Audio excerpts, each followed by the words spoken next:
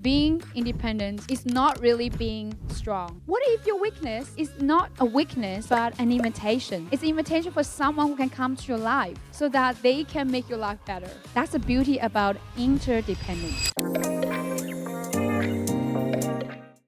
I want to start quickly about the secret sauce to scale and exit.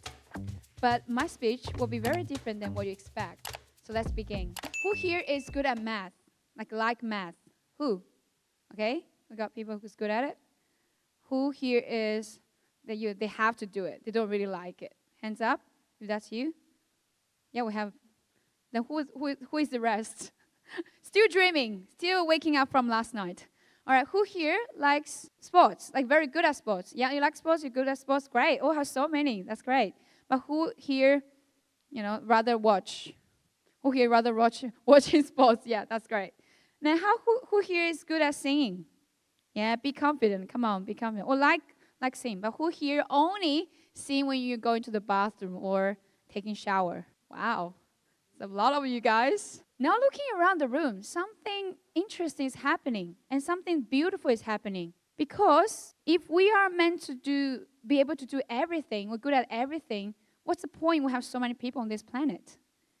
The weakness of yours can be a strength of someone else.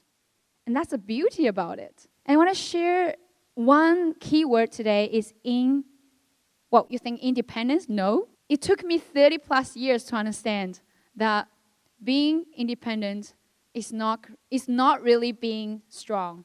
I think that if I need to be strong, I have to be independent. But then I realized something is even better than independence. What if your weakness is not a weakness, but an invitation? It's an invitation for someone who can come to your life so that they can make your life better. We can make each other's life better. That's the beauty about interdependence. And who here knows that if you eat junk food, you get sick, right?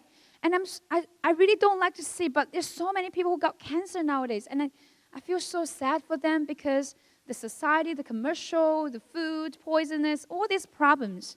But the crazy part is there's also cancer that's happening in our mental state, that you couldn't see. And that's even worse than just physically, because physical things, if you see there's someone gives you with poisonous, you can get rid of it, you can avoid it. But mentally, you just didn't know it creeped in. And let me talk about 4 cancers in your life right now. The first thing is competition. We're all born to compete, especially when we go to school. We're meant to compete with each other. We want to get medals and things like that. Well, don't get me wrong. Competition can be really good when it comes to games. It's fun. But the problem about competition is because of that, most of us were raised as being, what happened is when you become the winner, you win the whole world. But if you become the loser, you don't think you're good enough. And that's the problem because you feel like, okay, I'm not good enough. I lose. I'm not good enough. And that's the first cancer. You have to be aware. And second cancer, the second C is criticism. In general, people receive way more criticism than they receive about acknowledgement.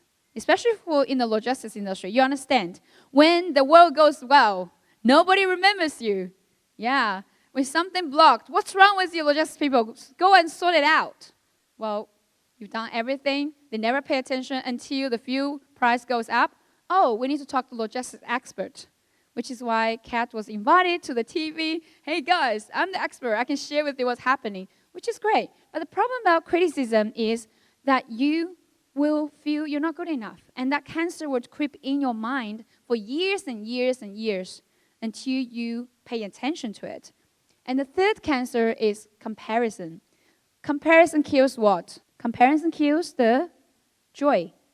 When you compare with someone, no matter how good you are, there's always someone who's better than you somewhere, depending on what you compare it about. But comparison kills your joy, and that makes you still feel not enough. It's never enough because the sky is your limit. There's always someone who's better than you. And the next cancer is commercial. We live in a commercial world. That's why everything's commercial. Sorry to say, but schools are also very commercial nowadays. And food is commercial. Many people are struggling to have kids, not because they don't want kids, but because of food. All the way, artificial, all the things. So 4 cancers are the things you need to pay attention, just like you. It's like poison apple. If you don't pay attention, you're going to eat it. It's going to ruin your life for a long time. And let's step into the story. I want to share a quick story about myself. When I was about 9 to 10 years old, I was always left at home alone by myself because my parents, who were factory workers, always had to work overtime to survive. I remember one night in particular, I was feeling so lonely, and the clock hit 6 p.m. I was, oh my gosh, my tummy was drumming. I was like, where's my parents? Back then, there were no mobile phones. You couldn't reach out to someone. You just look at the window and wait patiently.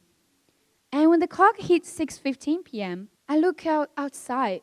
I wish my mom and dad coming home right now.